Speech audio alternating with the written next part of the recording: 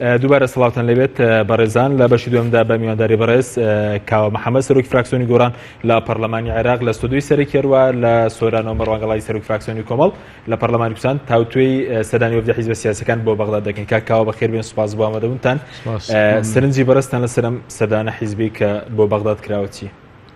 زۆر سپاس، سڵاو بۆ ئەوە ببنێران و بۆ کاکسۆران. لە ڕاستیدا ئەو سەردانە دوێنێ هەندێک قسەی لەسەر کرا، بەڵام با بڵێن نیوە وێنەیەک چێشرا لەوەی کە هەندێک قسەی لەسەر کرا و لێکدانەوەی لەسەر کرا، بەڵام ئەمڕۆ وێنەکە تەواو بوو کە لە کۆنگرە ڕۆژنامەنووسەکەی هەردوو بەڕێزان حەیدەر ئەبادی و مەسعود بارزانی بینیمان و لێی دەخوێنینەوە. ئەویش ئەوەیە کە لە ڕاستیدا کورد بە لاوازیەوە چۆتە بەغدا. کورد لە پێگەیەکی لاوازەوەی لەبەرەوەی ناوماڵی خۆی پەش و بڵاوە، ئەزمەی سیاسی هەیە، ئەزمەی ئابووری هەیە، ئەزمەی ئیداری هەیە. مەسعود بارزانی چۆتە بەغدا کە با بڵێن باسیەوە دەکات کە دەڵێ بۆ ئەوەی شێشەکان لەگەڵ بەغدا چارەسەر بکەین. ئەمە دیوێکی با بڵێن وێنەکەیە. ئەوی تریشانەوەیە کە ئەوەی کە مەسعود بارزانی پێشتر باسی دەکرد و کە گوایە باس لە ڕیفراندۆم و دەوڵەت و جیابوونەوە دەکرا، بە هیچ شێک باسی بەغدای نەدەکرد، یان ئەوە تا تەنانەت باسیەوە کرد بوو کە دەبێت سنوورەکان ئێمە بە خوێن بچێشین و مەسرور بارزانی کە کوڕی باسی لەوە کرد کە ئێمە لە مەودوع عێراقی نین و هەموو ئەوانە عکس بوویەوە. چوون بۆ بەغدا و باسکردن لە چارەسەرکردنی کێشەکان بێکەوە و تەنانەت ئەمڕۆ بەڕێز مەسعود بارزانی لە کۆنگرە ڕۆژنامەنووسەکەی گوتی ئێمە عمقی بەغدا عمقی استراتیجی ئەمە چ بەمانەیەکەوەی کە بارزانی وتی بەغدا قوڵای استراتیجی هەرێمی کوردستانە؟ ئەمە ئەوە دەگەیەنێ کە لە ڕاستیدا مەزاجی شەخصی و بەرژەوەندی حزبی ئەمە ئاراستە دەکات. چۆن چ ئەوەی کە پەیوەندی بە مەسەلەی جیابوونەوە و ڕیفراندۆم و دروستکردنی دەوڵەتەوە هەیە، چ ئەوەی دیسانەوە قڵب بوونەوەی ئاەتەکەیە کە دیسانەوە لە ناکاو بڕیارێک دەدا دەڵێ یەڵڵا با بڕۆین بچینە بەغدا و ئیتر هەموو ئەو قسانە و ئەو دروشمانەی کە بەرزی کردوەوە دەیخاتە پشتی و دێت لە بەردەم عەبادی بەبێ ئەوەی کە ئاڵای کوردستان لە پشتیەوە دانرابێت، تەنها ئاڵای عێراق دابدرێ و باز لەوە بکە کە ئێمە بەغدا عمقی استراتیجی ئێمەیە و پیرۆزبایی لە حەشدی شعبی بکە. ئەوەی کە کاتی خۆی با بڵێن ئیتیهامی هەندێک لایەنی تری دەکرد کە گوایە ئەوان دەچن دەبن بە پاشکۆی بەغدا، ئەو دەرکەوت کە چۆن تەعامل لەگەڵ بەغدا دەکا و چۆن پێویستی بۆیە کە دەبێت لەگەڵ بەغدا گفتوگۆ بکە. ئێمە پێشتر بۆ نمونە بزوتنەوەی گۆڕان، کۆمەڵی ئیسلامی و لایەنەکانی تریش بەڕاستی باسمان لەوە کردووە کە پێویستە ئێستا کاتی ئەوە نییە ئێمە باز لە زیابوونەوە دەوڵەت بکەین. ئەگەرچی ئێمە لە پارتی پەرۆشترین و دەمانەوێت دەوڵەت دروست بکرێت، بەڵام بێگومان بە ڕێچکە و ڕێگە قانونی و دامەزراوەکەی خۆی کە پەرلەمانی کوردستانە و پێویستە زمینەی سیاسی و ئابووری بسازێ بۆی بتوانین دەوڵەتێک دروستکەین خەڵک لێی هەڵنەیە، خەڵک کەرامەتی پارێزرا و بێ دەوڵەتێک بێ سەروەری هەبێ. بەڵام ئەو ئیتیهامی ئەو ئێمە دەکرد کە عەلا ئەساس ئێمە دەچینەوە بەغدا و دەبین بە پاشکۆی بەغدا، ئەمە ئێمە مەبەستمان بوو کە کێشەکانی هەرێم چارەسەر بکرێت. لەبەرەوەی ئێستا سیاسەتی فرۆشتنی سربەخۆی نەوت لەلایەن ئەوە حکومەتی هەرێم و بەتایبەتیش کە لەلایەن پارتی دیموکراتی کوردستانەوە کۆنتڕۆڵ کراوە، دەرکەوت کە فەشەلی هێنا لەبەرەوەی کە نەک نەتوانرا چارەسەری کێشەی موچەی خەڵک بکە، بەڵکو قوڵتر بووە و ئێستا ناتوانێت چارەگە موچەش لە کاتی خۆیدا بداتە خەڵک. بۆیە ئەو قسەیە کە ئێمە دەمان کرد ئەمە ڕاست بوو و ئێستا کە مەسعود بارزانی چۆتە بەغدا گفتوگۆ دەکا، ئەمە ئێمە لەگەڵەوەین، بەڵام چۆن پێویستە سەرەتا لە ناو ماڵی خۆمانەوە دەست پێ بکەین. ئێمە ئەگەر لە ناو ماڵی خۆمان دەست پێ نەکەین دەبێت ئاوە بەلاوازی بچینەوە بەردەم بەغدا. ئێمە باشە لاوازەکەی چی بەس دواتر قسەی لەسەر دەکەین. ئەگەر بچین لای مامۆستا مەڕوان گەڵاڵی کە بەڕێزیان لە سۆرانەوە لەگەڵمانە، مامۆستا دەمەوێت سەرنجی بەڕێزتان بزانین سەبارەت بە مەسەلەی ئەو سەردانی وەفدی حیزبە سیاسیەکان بۆ بەغداد. وەکو کۆمەڵی ئیسلامیش ئێوە بۆچی بەشداریتان لەم شاندەدا نەکردووە؟ بسم الله الرحمن الرحیم. سەڵاو بۆ بەڕێز و بۆ میوانە بەڕێزەکە بۆ بینەرانی بەڕێز و خۆشەویستمان. دیارێ وەکو کۆمەڵی ئیسلامی کە بەشداریمان نەکرد لەو وەفدە پێشەوەی کە بێمە سەر وەڵامدانەوەی ئەو پرسیارە پێم خۆشە ئیشارە بە هەندێک خاڵی سەرەکی بکەم. یەکەمیان هەرێمی کوردستان بەداخەوە دەڵێم تا کوێستانەکە بە میزاجی شخصی بەڕێوە دەچێتن و لە هەرێمی کوردستان ئەو دام و دەستگانەی کە هەمانن بە دامەزراوەی نەکراون و ئێمە لە پەرلەمانی کوردستان وەکو فراکسیۆنی کۆمەڵی ئیسلامی پرۆژە یاسایەکمان پێشکەش کرد بۆ دروستکردنی ئەنجومەنی باڵای دانووسان لەگەڵ بەغدا بۆ ئەوەی کە ئەو وەفدانەی کە دەچن بۆ بەغدا لە هەموو لایەنە سیاسیەکان بن و دەسەڵاتیشیان هەبێت. ئەمڕۆ کە هەرێمی کوردستان بە کۆمەڵە قەیرانێکدا تێدەپەڕێتن کێشەکانی لە ناوخۆ زیاتر بوون، هەم کێشەی سیاسی و کێشەی یاسایی پەرلەمانمان لە کار خراوە و قوتی خەڵک بڕاوە و لایەنە سیاسیەکان دەتوانم بڵێم لە مێژووی سیاسی لایەنە سیاسیەکان لە هەرێمی کوردستان بە خراپترین قۆناغ و مەرحەلەدا گوزەر دەکاتن تێدەپەڕێتن. وەکو برای بەڕێزم ئیشارەی پێکردە بووە پێشەوەی کە ئەو وەفدە ڕێک بکەوێتن بچێتەوە بۆ بەغدا کە تێبینی زۆرمان هەیە لەسەر چوونی و شێوازی و پێکهاتەی وەفدەکە دەبووە نێوماڵی خۆمان چارەسەر کردبایە و کێشەکانمان لێرە چارەسەر کردبایە و ئەو کاتەی دەتواندرا وەفدەکە بە شێوەیەکی ڕسمی و ئەجندای ئەو وەفدە دیاری کرابایە و خاڵە ڕئیسیەکان کە قسەیان لەسەر کرابایە. نەچوونی کۆمەڵی ئیسلامیش بۆ بەغدا بەڕاستی ئێمە نامانەوێ ئیشتیواجی کار بکەین. ئێمە زۆر ڕاشکاوانە گوتکومانە ویلایەتی بەڕێز سەرۆکی هەرێم کۆتایی هاتووە، ئێمە بەشدار بین لە وەفدێکە بە ناوی سەرۆکایەتی هەرێم بڕواتن، ئەو خۆی لە خۆیدا هەڵوەشانەوەی ئەو هەموو هەڵوێست و پێشکەشکردنی ئەو پرۆژە یاسایانن کە لە پەرلەمانی کوردستان پێشکەشکراون و ڕاستنەکردنمانە لەگەڵ خەڵک و جەماوەری هەرێمی کوردستان کە لە بۆ ساڵێک دەڕواتن کە وەزی هەرێمی کوردستان ئەو قەیرانانەی بۆ دروستکراون. لەبەرەوە ئێمە قەناعەتمان وایە دەبێ لێرانە کێشەکان کۆتاییان پێ بهێنرێتن و کێشەکان چارەسەر بکرێن ئەو کاتەی هەموو لایەنەکان زۆر باشە مامۆستا مەڕوان چوارچێوە دروستکردنی ئەو ئەنجومەنە باڵایی بۆ دانووسان بچن بۆ بەغدا. بەڵێ کەواتە بەڕێستان پێتان وە مەسعود بارزانی لە ڕووی یاساییەوە مافینێک کە بە سیفەتی سەرۆکی هەرێم سەدانی بەغدا بکە و شەرعەتەی نییە لە ڕووی یاساییەوە ئێوە و مامەڵەی لەگەڵ ناکەن؟ شتێکە مچامەلەی ناوێتن. ئێمە ڕێزمان بۆ بەڕێز کاک مەسعود هەیە کە پیاوێکە خەباتێکی زۆری کردو، بەڵام وەکو ئەو پۆستە کۆتایی هاتووە لە ڕووی یاساییەوە کە کۆتایی هاتووە، یعنی هەتا ئەوانەی کە نەیاری ئێمەشن و ئەوانەی کە پێشوازیشمان لێ دەکەن بەڕاستی چاک دەرێک بەوە دەکەن کە لە ڕووی یاساییەوە ئەو پۆستە وجودی نەماوە لە هەرێمی کوردستان و دەبێ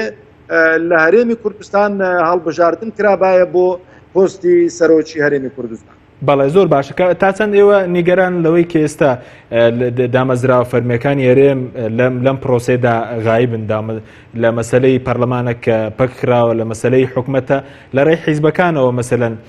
مامەڵە لەگەڵ بەغدا دەکرێم جۆرە مامەڵەیە، ینی ئایا مامەڵەیەکی دروستە تۆ حیزبەکان نوێنەرایەتی خەڵکی کوردستان بکەن؟ خۆی دەبێت پێشەوەی کە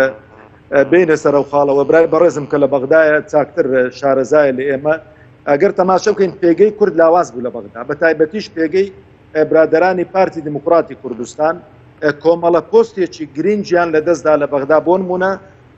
سەرۆکی ئەڕکانی سوپا کە هی برادرانی پارتی دموکراتی کوردستان بوو لێیان سندرایەوە و جێگیری سەرۆکی ئەنجومەنی وەزیران و لەو کۆتاییەشدا لێسەرنەوەی متمانە لە بەڕێز زێباری و ئەو جا دروستبوونی کوتلەی برادرانی بزوتنەوەی گۆڕان لەگەڵ یەکێتی کە فراکسیۆنێکی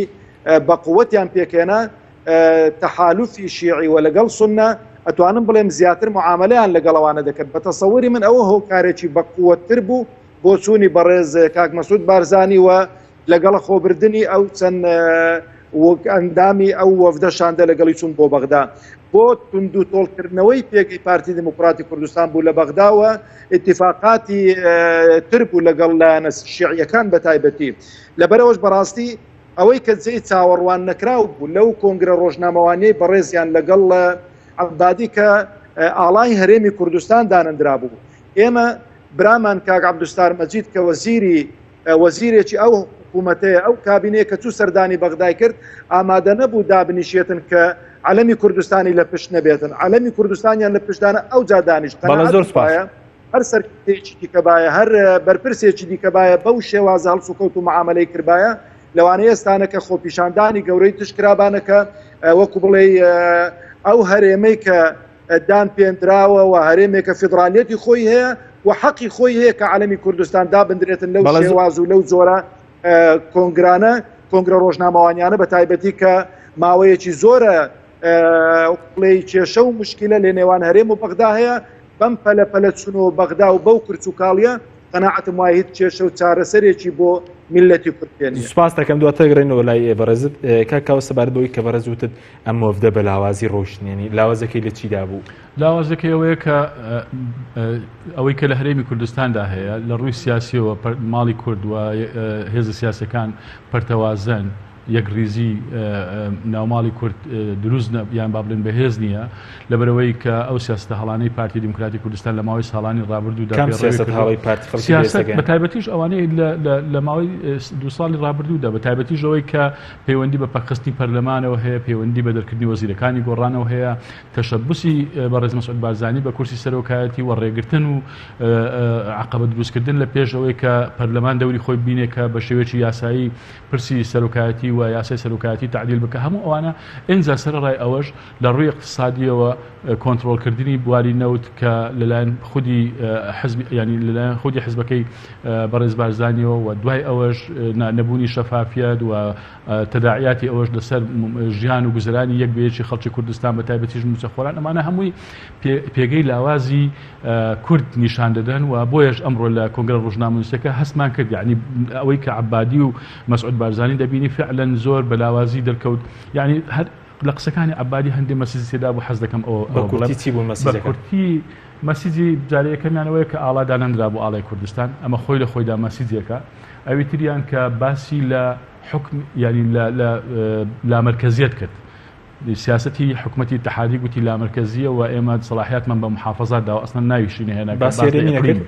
لەم فقرەیە باسی نەکرد باسی لامەرکەزێتی کرد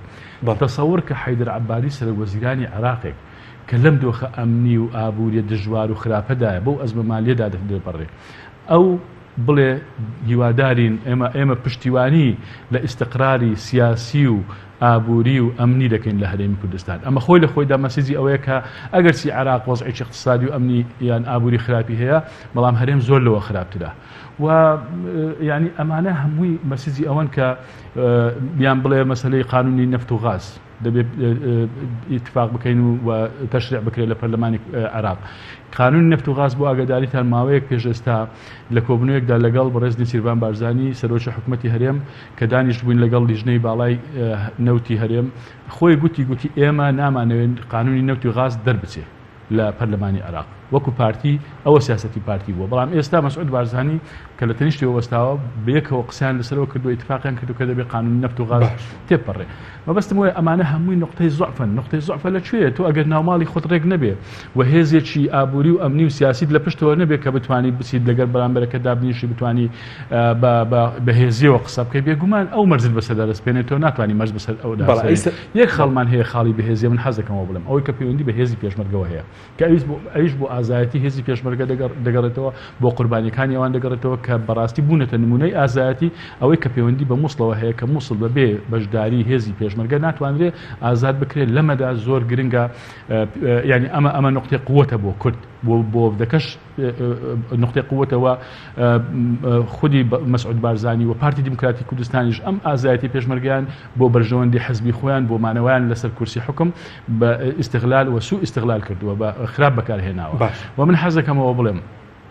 یەکێک لە هۆکارەکانی ئەم سەردانیشەوەیە کە ئیعازی دەرەوەیە چۆن یعنی لەژێر فشاری کێدا بوو بەدیاری ئیعازی دەرەوە هەبووە من لایەن نامەوێت تەحدید بکەم بەڵام من دڵنیام و ئەوە بە زانیاری پێتان دەڵێم